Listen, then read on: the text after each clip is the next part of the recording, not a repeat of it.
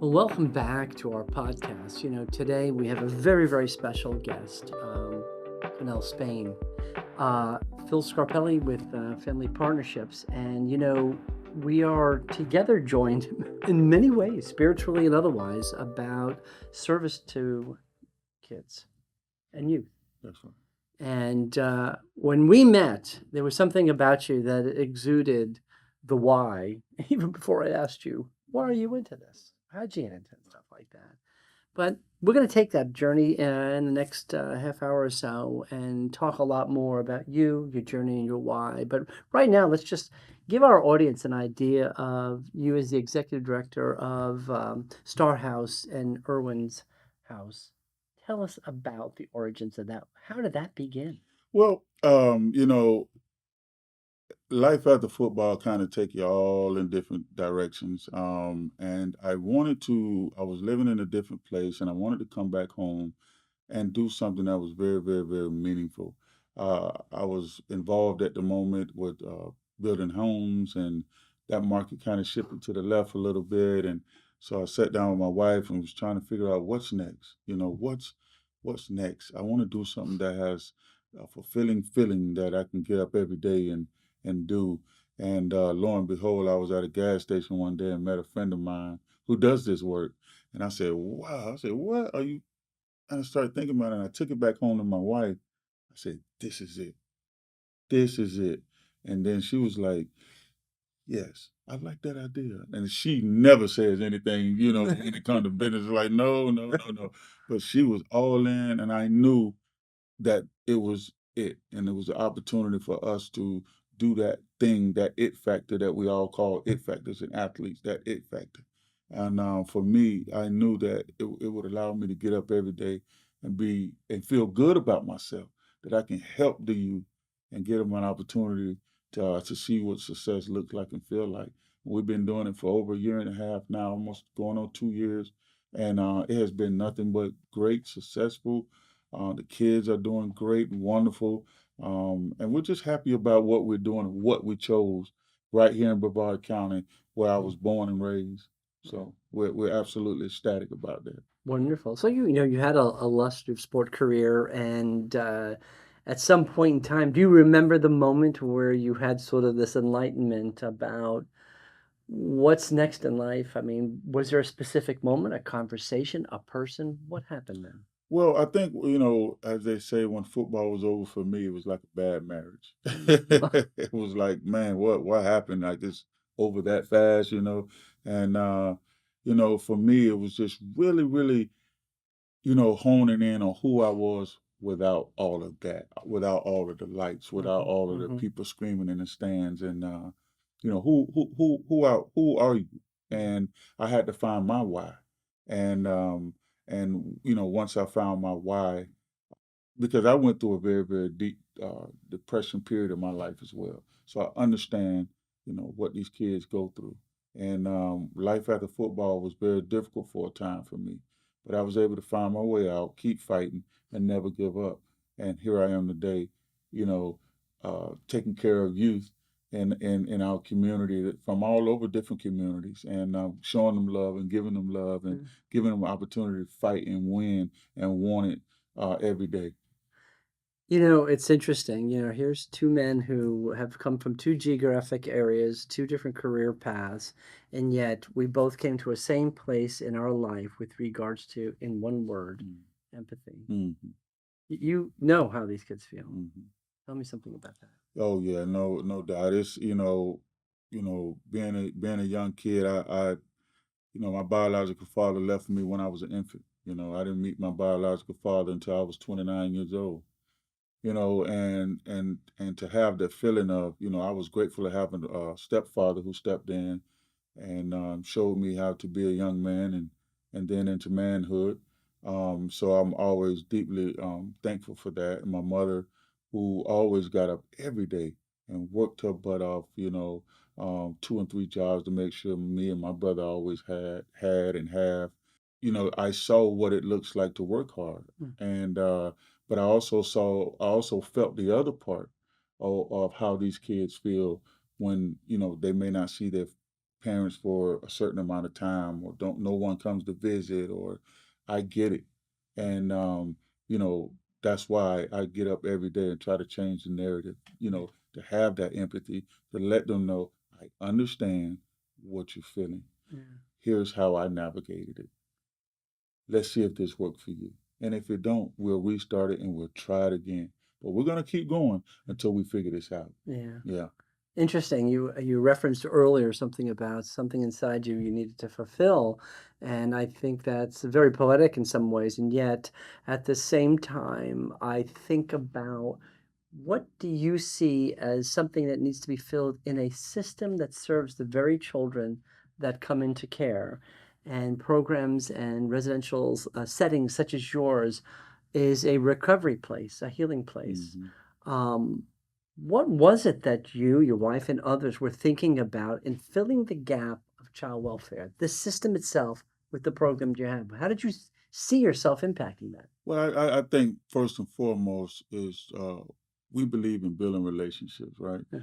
We believe in allowing the vulnerable to be vulnerable, but yet work the vulnerability in order to for them to gain their greatness.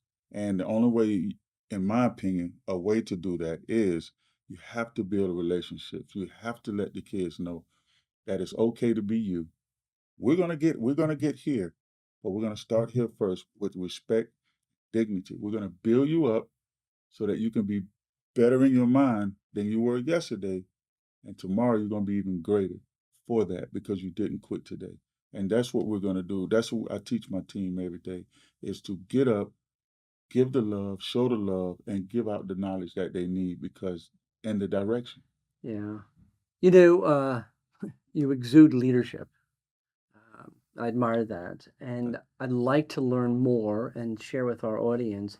So, how did you design a model of a residential placement for children in care? And what does that model look like? For our listeners, I think if you can help us describe the environment, the program design, and those that help you work with them each and every day, what does that model design look like? Well, I think first and foremost is relationships, Uh, giving a foundation of stability and allowing the children to heal, right? Giving them a platform where they can feel free to be vulnerable, feel a certain way. We all know that these youth come in and they have a whole plethora of issues, right? But we have to instill in them that it's okay to feel that way. It's okay, but let us help you through that process because I can assure you that if you give us a chance, we're going to make your days brighter. And that's what our job is to get up every day and make them brighter every day. And I love my team because my team is very, very, very passionate. My wife and I are very passionate. And our motto is build a relationships for the day. Let's worry about tomorrow. yeah. Yeah. Yeah, it sounds as if part of the foundation of engagement really comes from the understanding about, irrespective of the journey from which they've come, it doesn't define, the past doesn't Mhm. define where they're at now and where they can go tomorrow, Mhm. right? Absolutely. So, Absolutely. it's interesting, this wasn't an educational track of working with children of trauma, an educational track of understanding child welfare. It was really a reflection of a personal journey. Absolutely. What about your childhood that really resonates with you, that transcends how you engage these young people today? Well, I grew up in Melbourne, Florida, off of University Boulevard back in the 80s and 90s, where it was really, really, really tough. Um, but I chose to want to win. I chose to want to go the right path and not do what everybody else did. I kind of got, the good man above, made me a good enough athlete where I recognized early on that it could take me somewhere, that I can do something with this. And so I rode the wave of that and I stayed out of trouble as much as I could. Got on my mom's nerves sometime, I'm sure. But I understood at a young age what that looks like if I just keep doing the right thing. So my goal is when I talk to my youth, is give them what's real. give them how I made it out. I take my youth to where I grew up. I let them see the little small house that I lived in. This is where I started, Yeah, but this is where you can go if you follow the blueprint. yeah. I've done it for you. Let me help you. That's beautiful. You know, today is a blessing. And I think about, having you as a part of family partnerships, what we call system of care. And we're an organization who receives children into the system, the formal child welfare system. And we're looking for partners all the time, particularly in the world of residential and group care, because we don't have placements that are always appropriate to have a child in a foster home, or sometimes they're not even best with next of kin. Mhm.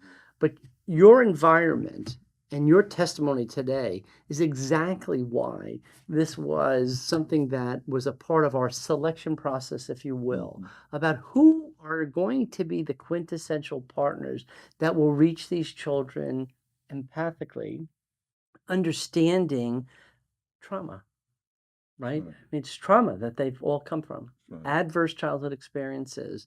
And you just innately know how to connect with them on that level. I think that makes all the difference in the world, right?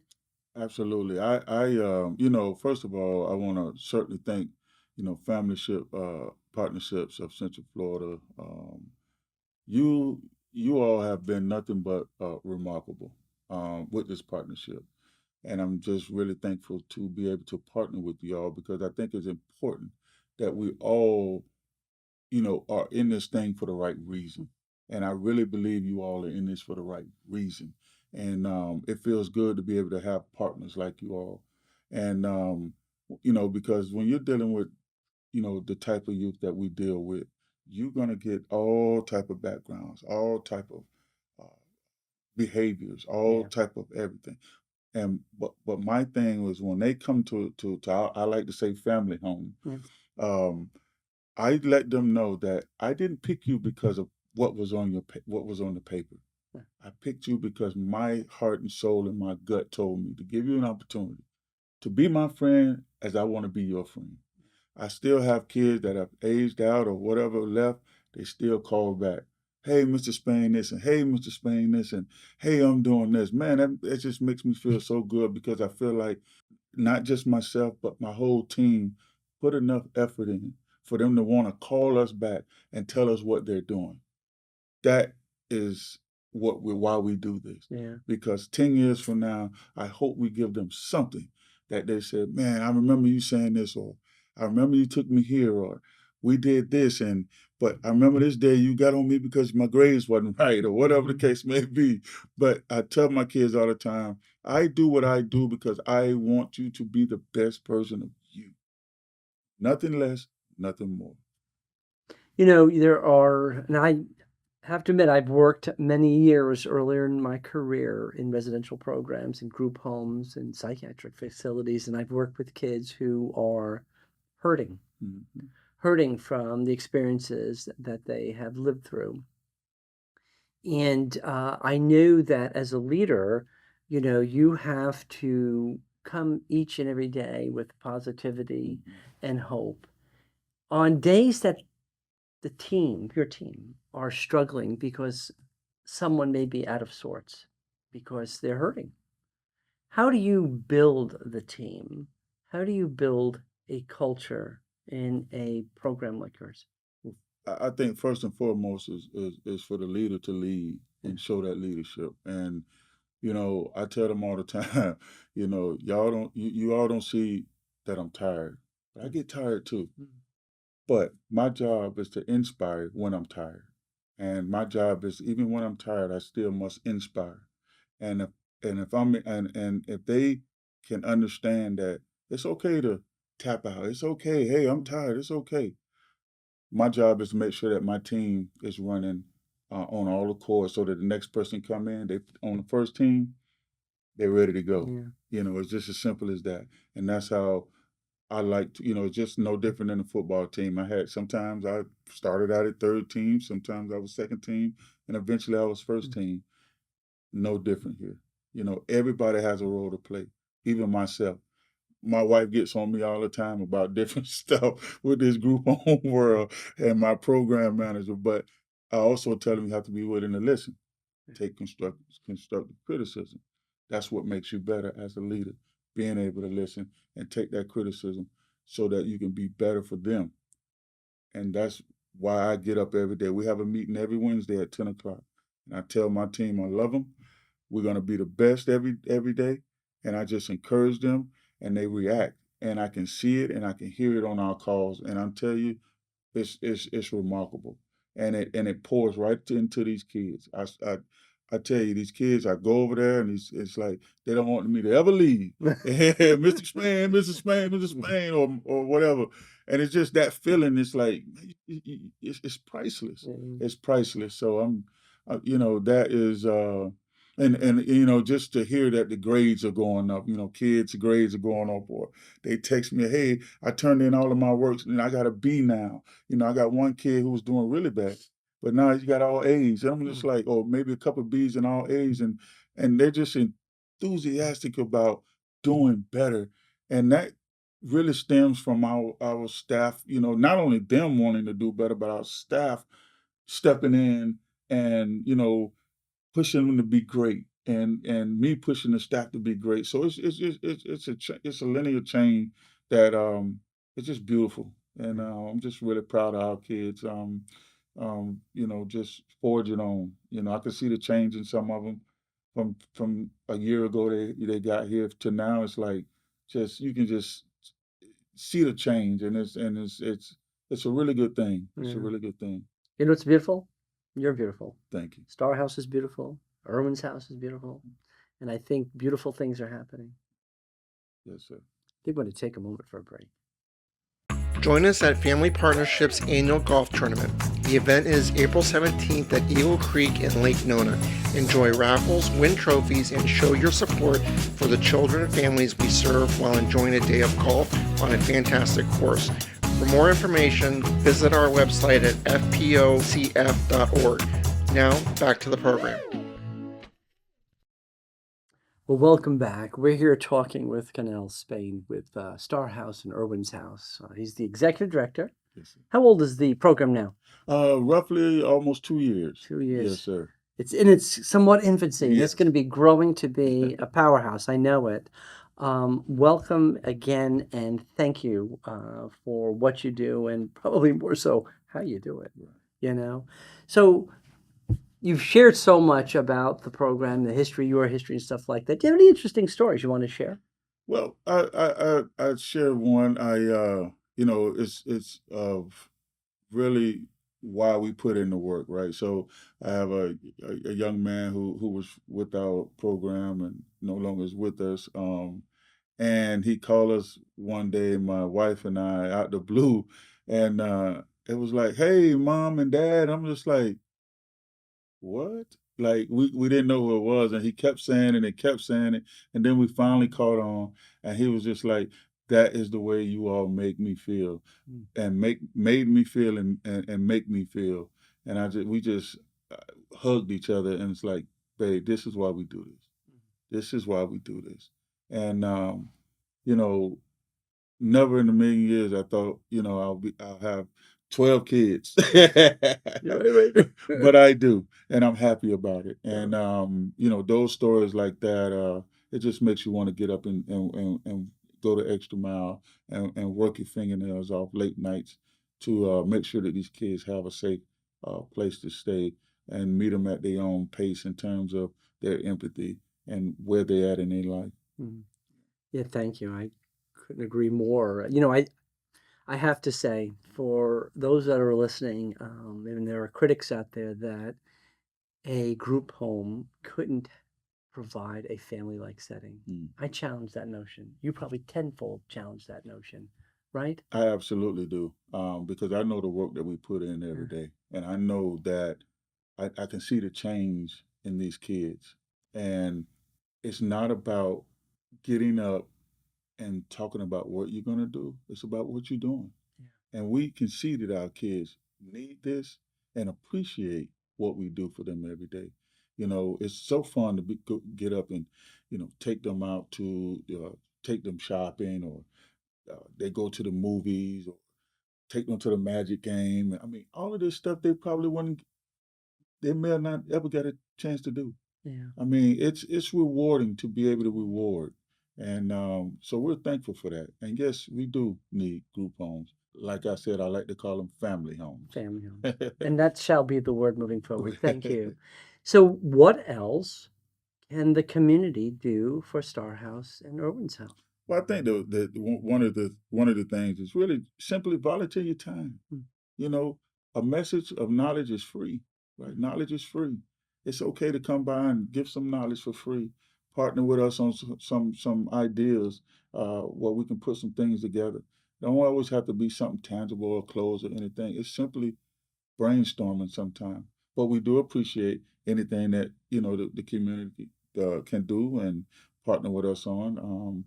We try to be in the community all the time. We just partner with uh, Mega Psi Phi fraternities, the Young Men's of Distinction program. Yeah. We have our some of our boards in that. So that things like that we're very thankful for, humble for, because they're around other like-minded kids who just trying to be best. Yeah. They're trying to be the best. So.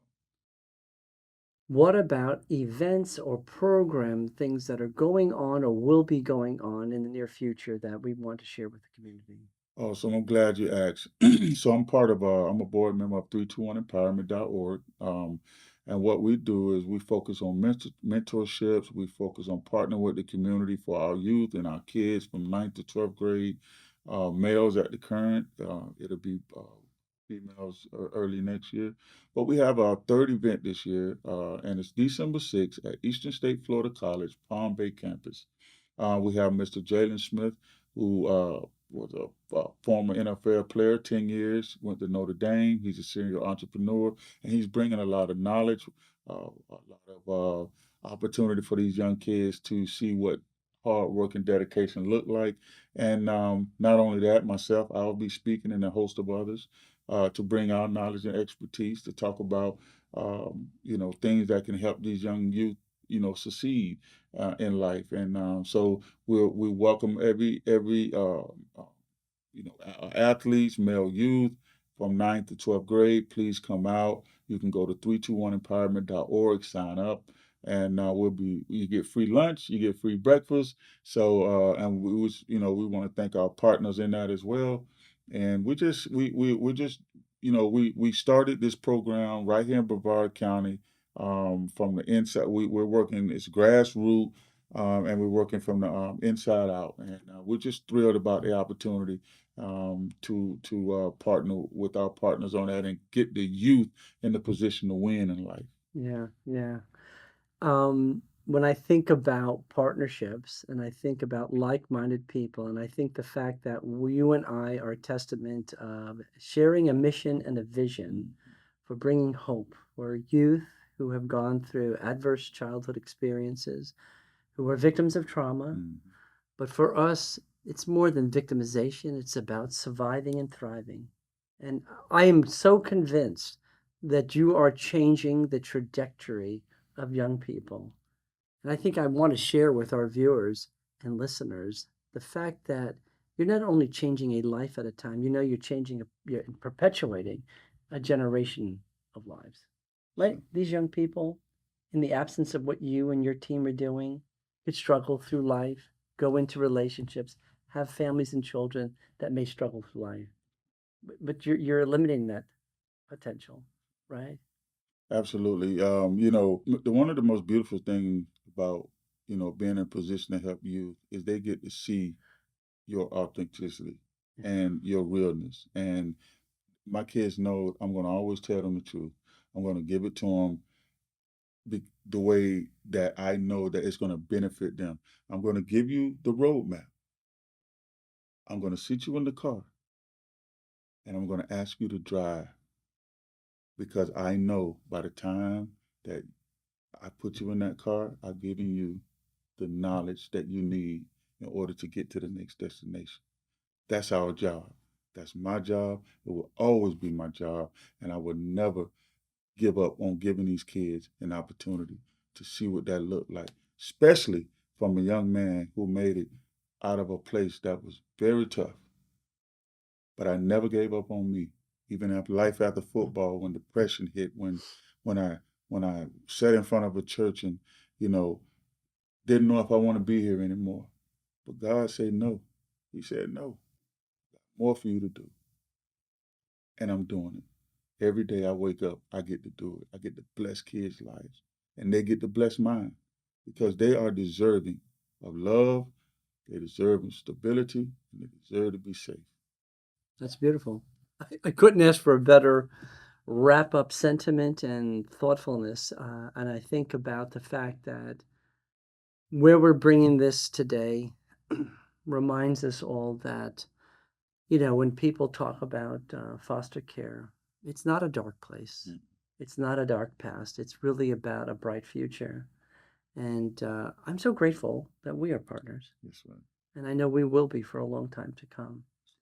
And I want people to look up S.T.A.R House and Erwins House online, find out about them, support them, maybe become a mentor, you know. And I want to thank you. Maybe we'll come back to the table sometime in the future and talk about what else is going on with S.T.A.R House's future. So, Connell, thank you so much Thank you. for being here. Thank you for who you are and for sharing your story with us. And God bless S.T.A.R House and Erwins House. Thank you so much. Certainly appreciate it. Appreciate it. I really do. We're going on to great things, and I can't wait to go to my kids' house tonight, at both houses, and just give them all hugs, and just let them know I love them. Well, can you believe it? And you can hear it, and you know healing begins with Connell and his team over at S.T.A.R House and Erwins House. Thank you.